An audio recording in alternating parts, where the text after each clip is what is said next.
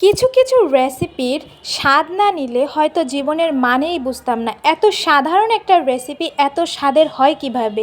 অবশ্যই এটা আমার মায়ের হাতের একটা রেসিপি, খুবই স্পেশাল, সেটাই আজকে আপনাদের সাথে শেয়ার করব।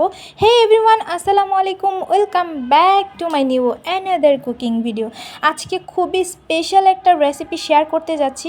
আশা করছি আপনাদের অনেক অনেক অনেক বেশি ভালো লাগবে। তো চলুন শুরু করি। আমি প্রথমত এখানে লাউ পাতা নিয়ে নিয়েছি। আমরা যেটা লাউ শাক খাই সেটা খুব সুন্দরভাবে বেছে ওয়াশ করে নিয়েছি। আর এখানে ধনিয়া পাতা নিয়ে নিয়েছি। নিয়ে নেওয়ার পরে সব কিছু ওয়াশ করেই নিয়েছি। এখন সবগুলো উপকরণ একদম কুচি কুচি করে নিতে হবে। আমি এখানে ধনিয়া পাতাগুলো কুচি কুচি করে নিয়েছি, আর লাউ শাকগুলো দেখেন কিভাবে আমি কুচি কুচি করে নিয়েছি। আপনারাও এইভাবে করে নেবেন।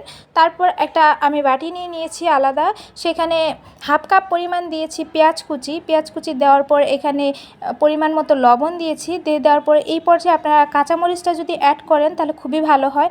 আমার যেহেতু হাত জ্বলে যার কারণে এই পর্যায়ে আমি অ্যাড করছি না। এখন এই পেঁয়াজটা খুব সুন্দরভাবে আমি মেখে নিচ্ছি লবণের সাথে। তারপর এখানে দিয়ে দিচ্ছি লাউ পাতা, যেটা আমরা কুচি করে রেখেছি। এটা তো আমি আগেই ওয়াশ করে রেখেছিলাম, যার কারণে পরবর্তীতে আমার আর ওয়াশ করতে হয়নি। তারপরে এখানে সেই ধনিয়া পাতা দিয়ে দিয়েছি, আর এখানে আদা, রসুন, পেঁয়াজ, কাঁচামরিচ একসঙ্গে ব্লেন্ড করে রেখেছিলাম সেটা দিয়ে দিয়েছি। তারপরে দিয়েছি জিরা বাটা, আর দিয়ে দিয়েছি ম্যাজিক মশলা। এই ম্যাজিক মশলাটা অবশ্যই ব্যবহার করবেন, তাহলে কিন্তু টেস্টটা দুইগুণ বেড়ে যায়। আর কাছে না পেলে স্কিপ করতে পারেন, গরম মশলা বা জিরার গুঁড়া যেটাই চান দিতে পারেন, কোনো প্রবলেম নেই। তবে এই ম্যাজিক মশলাটা দিলে কিন্তু স্বাদটা খুবই ভালো আসে। তারপর এটা আমি খুবভাবে মেখে নিয়েছি, খুব সুন্দরভাবে দেখতে পাচ্ছেন। তারপরে মরিচ কুচি, হলুদের গুঁড়া দিয়ে দিয়েছি।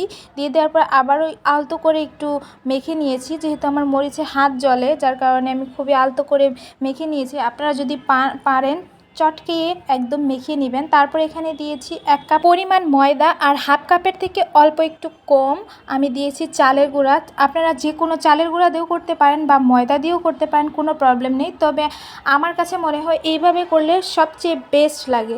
তারপর সুন্দরভাবে আমি মেখে নিয়েছি, এখানে কোনো পানি ব্যবহার করিনি। আর এরকম একটু নরম নরম একটা ডো বানিয়ে নেবেন। আর পরিমাণ মতো অবশ্যই লবণটা দিবেন। আমি আমার পরিমাণ মতো দিয়ে দিয়েছি, একদম পারফেক্ট ছিল। তারপর চুলায় একটা ফ্রাইং প্যান বসিয়ে দিয়েছি, আর অল্প করে একটু তেলটা ব্রাশ করে নিলাম। আমি অলরেডি চুলা জ্বালিয়ে দিয়েছি। এই জ্বলন্ত চুলা অবস্থায় খুবই হালকা করে আমি এই পিঠাগুলো এইভাবে দিয়ে দিচ্ছি। আপনারা চাইলে ডুবো তেলে ছোটো ছোটো পাকোড়ার মতো করে ভাজতে পারেন, তবে আমার কাছে এইটার অথেন্টিক স্বাদ পেতে আমার কাছে এইভাবেই ভালো লাগে।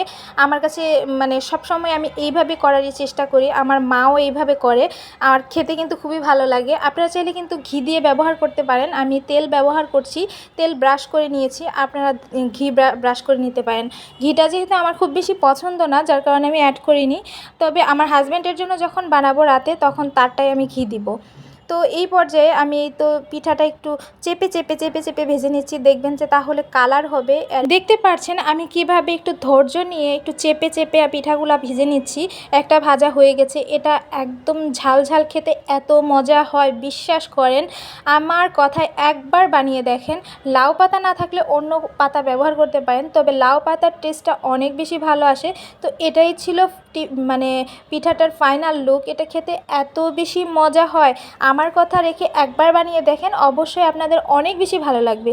আজকের এই ছোট্ট ভিডিওটা আপনাদের কাছে কেমন লাগলো অবশ্যই জানাবেন। সবাই অনেক অনেক বেশি ভালো থাকবেন, সুস্থ থাকবেন। আজ আসি, আল্লাহ হাফেজ।